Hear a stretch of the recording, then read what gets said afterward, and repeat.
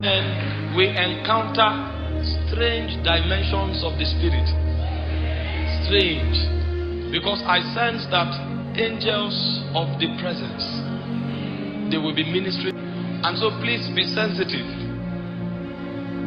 It may be before I start sharing, while I'm sharing, when I'm done sharing, some persons will be drawn. Because Jeremiah 29:11 says, I know the thoughts that I think towards you. They are thoughts of good and not of evil, to give you a hope and a future. So if God were to be the only spirit who had the legal access to the earth realm, we would have been saved. But unfortunately, when Adam fell, other spirits gained access to the earth. And none of those spirits operate like God. Jesus was speaking in John chapter 10 verse 10. And he said, the devil cometh not but for to kill, to steal, and to destroy. So some of the spirits that came, their agenda is to kill you, is to steal from you, and is to destroy you. So you need a kind of power to be able to stand against the forces of darkness that is launched against men. And when spirits become involved, your brain will never be enough. This is the limitation of intellectualism. That when a spirit comes into the equation, the brain is dwarfed. This is why a witch, young girl of 10 years, can concoct a mystery that will discomfit a professor.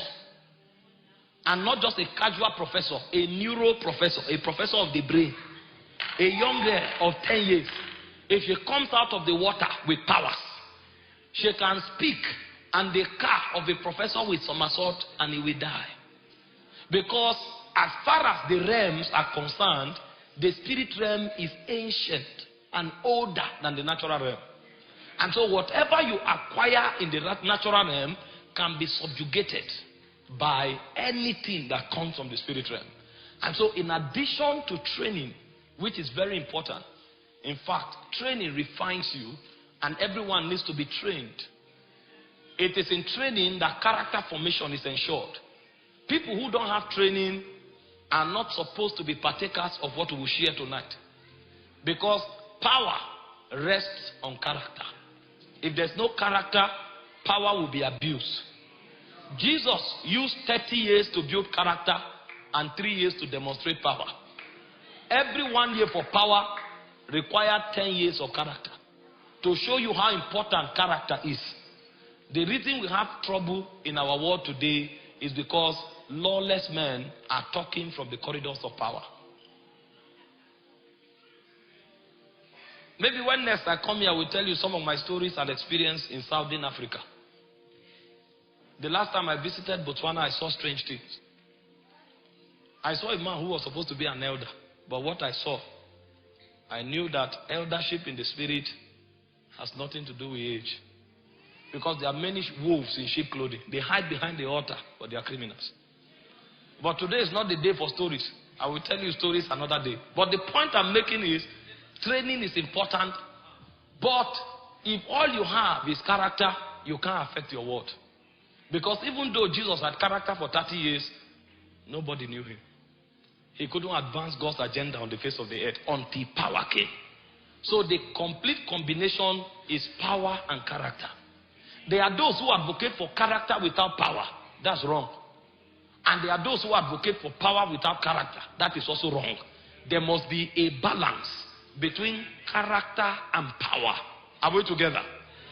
Tonight, however, my emphasis is on power. I want to teach you how to wield the power of God. Because every spiritual thing you see happen is deliberately orchestrated. It's something that can be repeated because it's not a fluke. God does not just do things by luck and chance. Everything you see happening is a definite reality in the spirit, and it can be replicated anywhere, anytime, if you understand the patterns. And so I said, if spirits are involved, your intelligence will fail you. You can be a professor, but you can be underrated in the corridor of spirits, because their realm is superior to the physical realm. And so even Jesus, after training his disciples for 3.5 years, he told them, please don't run into the world with lecture notes.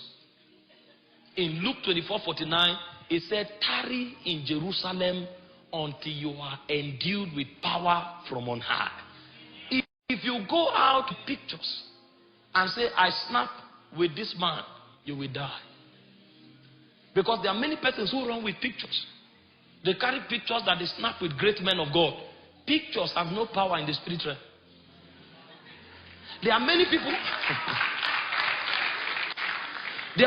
who run out with certificates from Bible school. I schooled in this Bible school. You may get validation with men, but power is deeper than that. Power is deeper. You can manipulate man of God by talking sweet. A man of God can put hand on your shoulder and snap. You will enlarge it and put in your office. It's called honor. It's good, but there's no power there. If a demon comes, it will hit you. You will hit the picture will break first.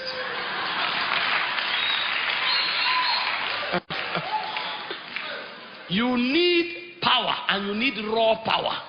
Raw power. Because even the disciples of Jesus needed power. He said, wait until you are endued with power. The world you are going into, you are not only going to meet men, you are going to meet spirits.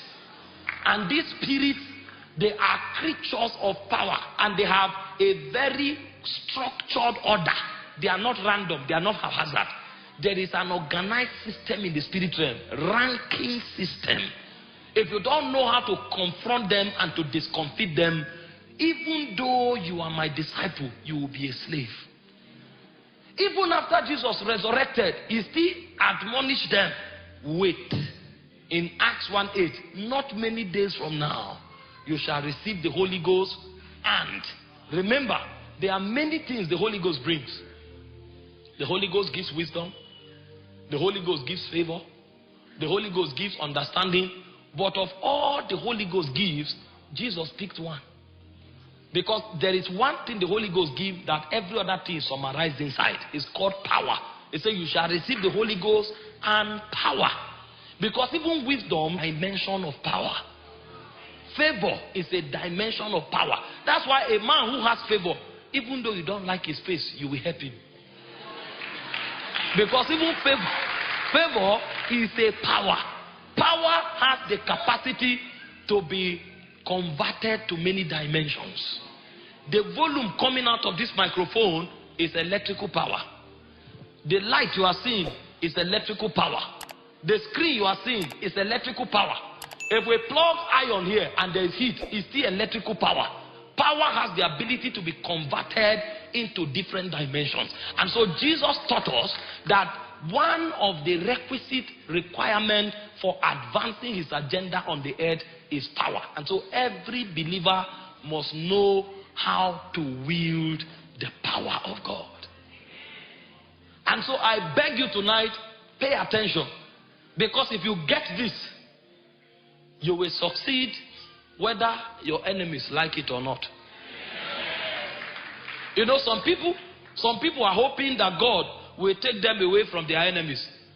That day will not come. The Bible said the light shines in darkness. God does not remove the light from darkness. The light dominates the darkness. He said, thou preparest a table before me in the presence of my enemies. So God is not about to hide you from your enemies, but you will reign in their presence. However, for that to happen, you must have power, and you must know how to wield that power.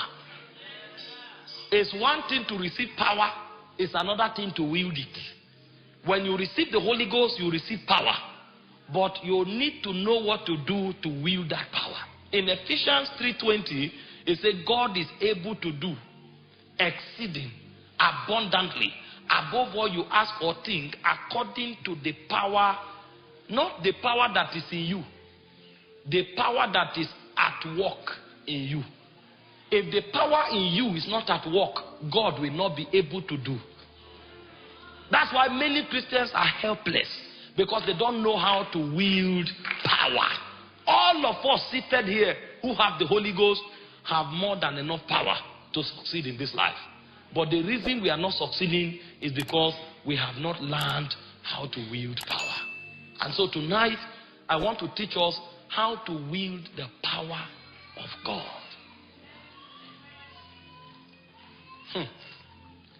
There are 4 things I'll be talking on. And the first thing I will talk on is, first of all, the structure of your enemies, the adversary. If you don't know what you are going to confront, you will take it for granted.